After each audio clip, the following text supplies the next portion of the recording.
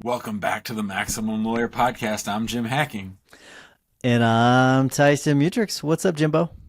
Tyson's laughing because I've done that intro differently every single time today when we've been recording, so I'm being a little bit silly.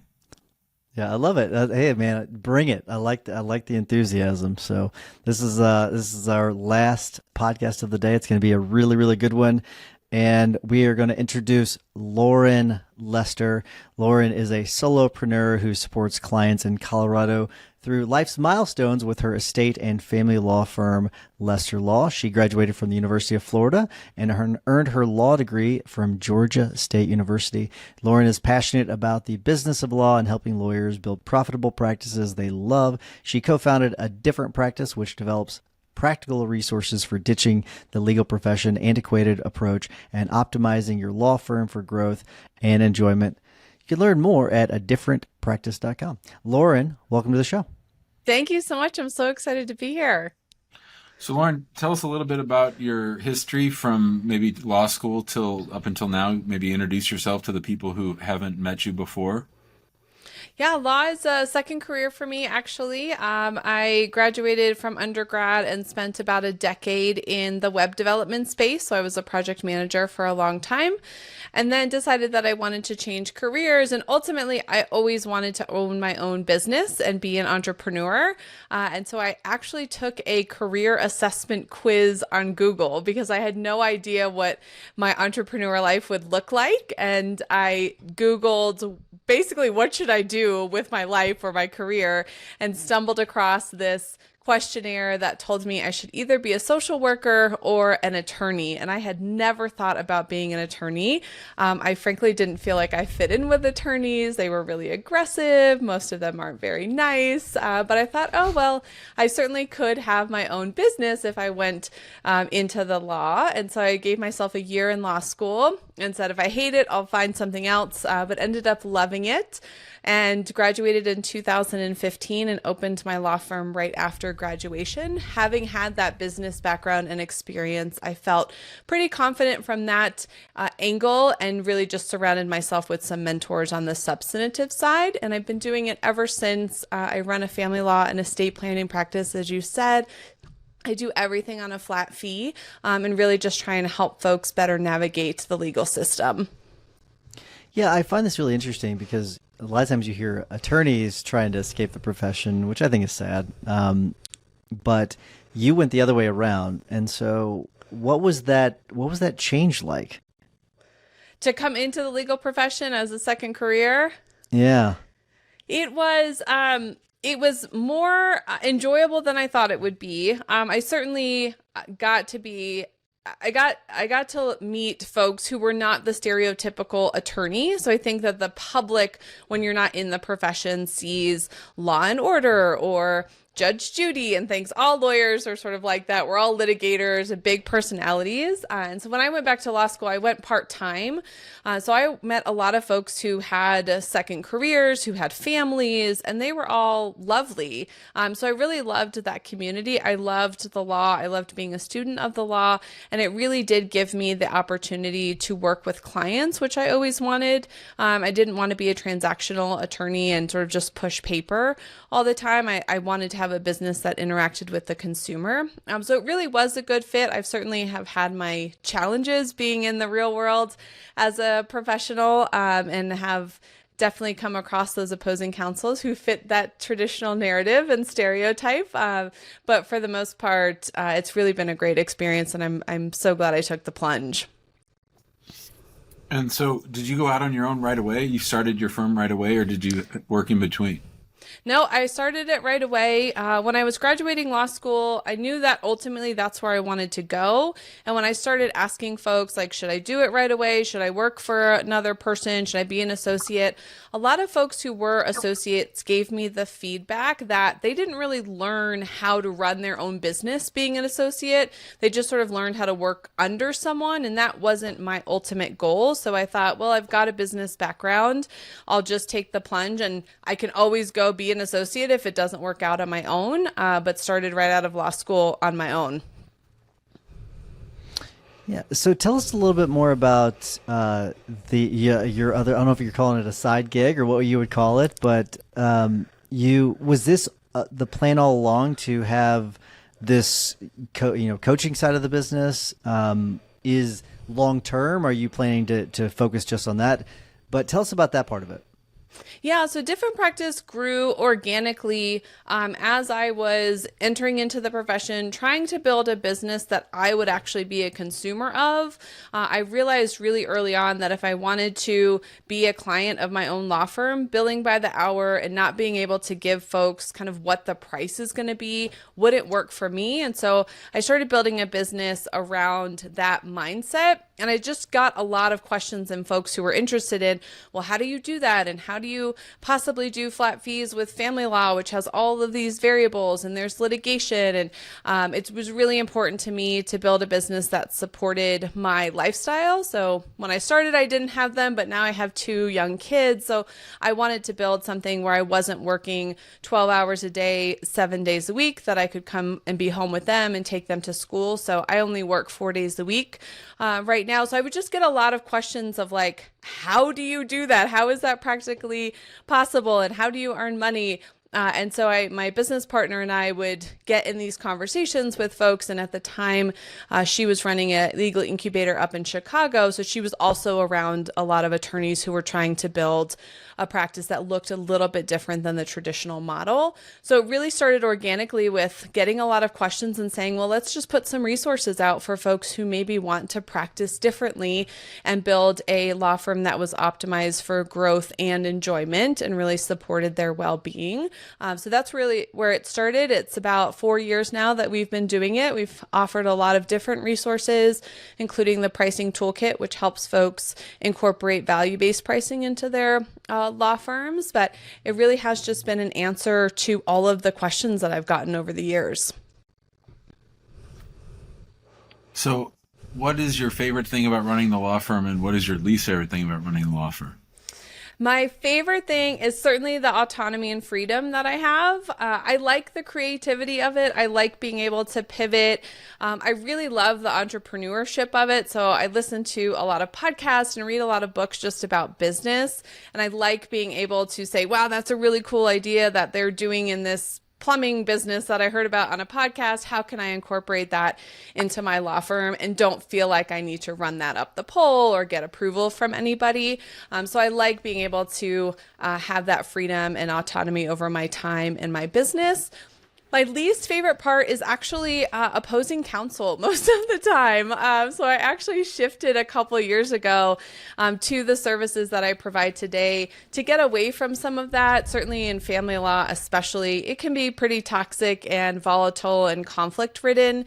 And so that was really the worst part for me. That took a pretty big toll on just my mental health and well-being. And so again, use the good part of being able to pivot to address that issue and pivot the business where I wasn't having to engage as much with that type of negativity, but still being able to serve clients through that space. So I want to get back to something you said previously, and you said that basically other people were asking you, hey, how are you able to do this? So what are some pointers you have to solo attorneys or attorneys just starting out to help them really just capitalize on their productivity and really get things started on the right foot? Yeah, I am a literal solo. I don't have a paralegal. I don't have a legal assistant. And so for me, tech has been my right and left arms and legs. I mean, I really run the law firm through tech and try and make it as efficient as possible. So in the beginning, that was just a slow transition. I didn't get all of the technology at once. I didn't have the revenue coming in to support it. But I would say for anyone starting out, really trying to identify where those inefficiencies are or those tasks that you're doing 10 times a day, whether or not they take 20 seconds, is an opportunity to be able to use some technology to either remove that, automate it, make it so that it takes 1 second or you just don't even have to think about it. That has really transformed my practice, and including value-based pricing and all of the flat fees. Like, the more efficient I can be while still delivering quality service to the client only increases my profit margin. And so that only makes the business grow. What do lawyers get wrong on that? I mean, we have a lot of people that say, I'm too busy handling these cases to build out the systems? It seems to me like you sort of began with the end in mind and said, this is what I want to design, and then made sure that you didn't get overwhelmed with cases so that you would have the time to build that out. Exactly. Yeah, there was definitely a balance there. I had the fortune in the beginning of not having a lot of clients. So certainly somebody who has a thriving practice, it's going to be a lot more challenging. But even now, I would run into that issue where it is running on all cylinders. And for me, it's just identifying what the big task is if I need to create document automation or something that's going to be a pretty good investment in time, and really blocking out time in my calendar to say, every week I can dedicate an hour to this, and it's going to be Thursdays from 4 to 5, and really protecting that at all costs, and then slowly chipping away at it so that it's less overwhelming as a big task, but also does get done slowly but surely. I mean, my mind's blown whenever we have someone that's on that's a true solo, because to me it just seems so hard to do. But kudos to you. That's fantastic. I'm glad you're able to leverage the tech and everything. Something that it's kind of been on my mind lately is just how personal life and business life bleeds into each other. So what's your tips to people on managing that? I'm a really strong advocate for my own time. And it's really hard. It was really hard and still is sometimes hard. But I try and say no more than I say yes. And so it's really important to me, for example, to get some exercise or go to the gym every morning. And so after I drop my kids off, I have an hour at the gym. And there certainly have been times where a client has said, I really need to chat, or I really need to get this thing done. And it would be very easy to go, well, I technically don't have any work tomorrow at 9:30, so I guess I'll squeeze you in. And outside a true emergency, which I certainly would handle a bit differently, I really just say, the first availability I have is 10:30 or 11, and they don't need to know that the reason is because I'm going to go to the gym and work out so that I can serve them as well as I can. But it's really protecting that time and identifying what is important to me during the week to have time for, and blocking out time for that, and not letting the requests that come in every day take that up. You're listening to the Maximum Lawyer Podcast. Our guest today, attorney Lauren Lester. She's a true solo. Lauren, what do you think has been a key to your success as far as, do you feel like you're growing? Do you feel like you're right where you want to be? Have you said to yourself, I need this many cases and that's what I want? You seem to be very disciplined. I like the saying no more than yes. I like that a lot. Have you sort of predicted your growth and set what you want to happen and then just sort of be happy with that? Or how do you deal with the number of cases that you have each month? Yeah, so the first couple of years, I was not great at this. Probably starting in 2019, I read Profit First by Mike Michalowicz just to try and get a better sense of my finances. And that certainly helped me do that, but really what it started was put in motion being able to know exactly what the revenue is likely to be and know what levers I can pull if I need to slow down or if I want to ramp up. So at this point, my numbers can tell me how many consultations I need to have in a month. I know what the average sale is going to be, and I know what my target revenue is. And so it's really easy for me to say, oh, I haven't quite made it this month. It's the 15th. If I just open up 4 more spots in the next 2 weeks, I know that the numbers are typically going to work out based on history. So at this point, yes, it's pretty easy for me to set a revenue goal. I've exceeded my goal for this year as of yesterday. So now I've hit a new goal for 2023. And it's really just because the train is in a pretty good space, and the mechanism for it, I've been able to use data to make those decisions and know historically if I pull this lever or add these consults that I'm going to get the results that I'm looking for. So I want to get your thought on something, because we have a lot of people that just want to be, small firm lawyers, and that's fine. We have people, we stage 1, stage 2, stage 3, Jim and I talk about that. And sometimes people want to be stage 3, stage 4, stage 5 lawyers. So they want to have the big law firms.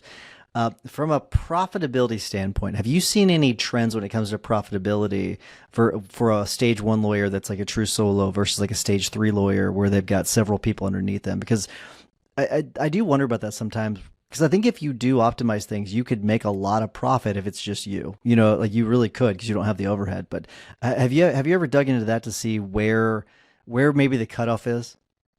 It's something I've definitely been flirting with, and certainly have got a lot of questions of like, wow, it's going so great. Aren't you going to grow? My initial inclination was no, I'm happy being on my own, and not having any employees, but I do see the opportunity there and the opportunity to take the model and to be able to either kind of franchise it with some others or bring in some associates to run under the same system.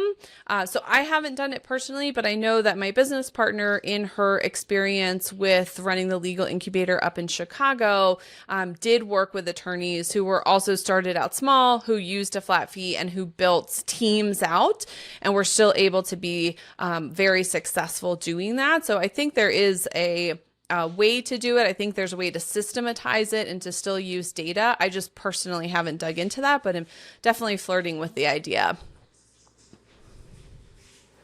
When you meet with lawyers who are sort of frustrated with where they're at and they like the sort of lifestyle that you've built for yourself, how do you set about deconstructing what they have with them and sort of getting them on the right path? It really, for me, a lot starts with pricing. I think a lot of the trouble attorneys have and the mental health and well-being crisis that we have in the profession stems a lot back to the billable hour and the requirements of that, of folks who have really high billable requirements or people who have been in the profession for some time and are not being rewarded with their expertise because it takes them less time to do things, but that's not going to be reflective in their billing the way that they would want to. It's not generating them more revenue. So I think that mindset shift of there's a different way to bill and to practice in terms of providing value to the client, which is what consumers really are buying. They don't buy our time. Getting folks to kind of wrap their heads around that and embrace that is I have found is a good starting point because it just shifts everything in terms of being business folks first who provide legal services versus lawyers who happen to have a business. So even just that small change, when I work with folks, once they can get on board with kind of selling value and value-based pricing, that really tends to flow into all the other areas in terms of efficiency and how they market and what type of clients that they want. And so they can start to really rebuild their practice or build it from the ground up if they're just starting. So I'm on your website, and you will offer the pricing toolkit, which I think is a cool thing. And I mean, it's got things like selling what clients are buying, a deep dive into value, and moving from cost based pricing to value based pricing, a mindset shift, and all that. I think it's an interesting concept. I really like it. So do you want to talk a little bit more about that? Yeah, so that was in partnership with the Chicago Bar Foundation. So Jessica and I wrote that together, and just providing attorneys with a free resource and exactly a 4-step process on how to incorporate value-based pricing into their practice, so that they actually had a model. It wasn't theoretical, it wasn't esoteric. They could actually plug it into their business. So we talk a lot about value, which is not talked about enough in the legal profession. Any other service industry or industry in general sells value. We hear it as consumers everywhere else. So really trying to incorporate that into what lawyers are doing and then using that to ultimately determine the price that matches what the market values, and puts a number on that. And then to see if it works for the business to make sure that it's profitable versus the old approach of I've been practicing X number of years and the attorney down the street charges this, so I guess I'll charge that, which has very little to do with the business and certainly nothing to do with the consumer. So we wanted to provide a really practical resource that attorneys could use for free, that allows them to dive more into that if they were interested in value-based pricing. Shifting gears just a little bit, do you have any advice for people that are employing associates sort of your generation that might want to have more of that lifestyle and not want to be working 80 hours a week? Do you have any advice for people that own law firms that are trying to work with people like that? Yeah, I think understanding what is important to them, and it typically is not sort of being tied to a desk and having more of an incorporation of their work into their life, and trying to build a business around that. Again, I just keep coming back to value, and that that associate brings a lot of value to the legal services they provide the consumer, but also to the business itself, and really focusing on that value versus the time that they're spending. I read a great book years and years ago that really kind of underscores all of this idea, which is Results Only Work Environment, ROW, which talks about that the value of employees is not the time they spend. Somebody sitting at a desk for 8 hours who doesn't produce based on the benchmarks is not as valuable as an employee who gets their benchmarks hit and does everything that the company is expecting, but maybe they do it in 4 hours. And so they shouldn't be punished for being able to do it quicker, as long as whatever their objectives are for the business as an employee are met. And so I think that same kind of philosophy really helps with the younger generations who do value more of that work-life balance or blend, or however they want to call it. And so really being clear with them on, these are your objectives as an associate, and it's not based on the time that you spend. It's based on other metrics, whatever those might be for the firm, and then being really clear with the associate on that so that they can achieve those. Very good stuff. All right, Lauren, we are up against the time, so we want to be respectful of your time. We are going to start to wrap things up. Before we do that, though, if people want to reach out to you, and if they're interested in a different practice, how do they reach out to you? Yeah, so you can find us on our website, which is adifferentpractice.com. You can also email us at hello@adifferentpractice.com, or connect with us on LinkedIn. I like that. I like, we have wecare@mfinjury.com. I really like hello. That's a really good one. I may steal that one. That's awesome. Please do. That's the very hack good. of the week. Yeah, I really like that. Hello. It's just nice and friendly. All right, so we're going to wrap things up. Before I do, just remind everyone to join us in the big Facebook group, search Maximum Lawyer, and you'll be able to find us. Also, join us on YouTube, subscribe. You'll be able to get our video content there. And if you want to join us in the guild, go to maxlawguild.com. While you're listening to the rest of this episode and hearing our tips and hacks, if you don't mind leaving us a 5-star review, we would greatly appreciate it, because it helps spread the love to other law firm owners and other attorneys. All right, Jimmy, what is your hack of the week? Hack of mine in an earlier episode is to read or listen to Alex Ramosey's book on $100 million leads. But the concept that I want to share with you for my hack of the week comes straight from that book and from Alex. And, as a professional services provider, we've often struggled with this idea of how do we create scarcity, or how do we talk about scarcity so that people might have a sense of urgency in signing up. And he explains it in chapter 4 of the book, and it's really sort of mind-blowing. He said, you have a capacity. Your firm or your business has the capacity to handle X amount of cases. And he said too many lawyers or too many business owners don't explicitly say what that limit is. And what you could say is, if you know that you can handle 80 cases a month, that you could know that's 20 cases a week, you can actually say, we only have space to take on 20 or 2 or 3 cases a week. So instead of hiding that and maybe even fudging it if you're not really being true to what you think your bandwidth actually is, that once you know what your bandwidth actually is, that you can sort of put that in your marketing and say, hey, we can only take on 5 new personal injury cases a month. And once we hit our 5 for the month, you're going to have to wait till the next month. So it's sort of a nice way that's authentic and not, cheesy. Hey, everything will go by Friday at 5:00. It's not like that. It's something that's legit, and it's transparent, and it's honest. And I think it's brilliant, really. I like it. On the audiobook, does he read the audiobook? Yeah. Oh, nice. Okay, cool. I have to check it out.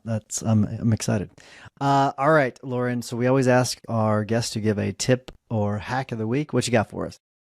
So one of my favorite tech tools that I probably use 50 times a day is Text Expander.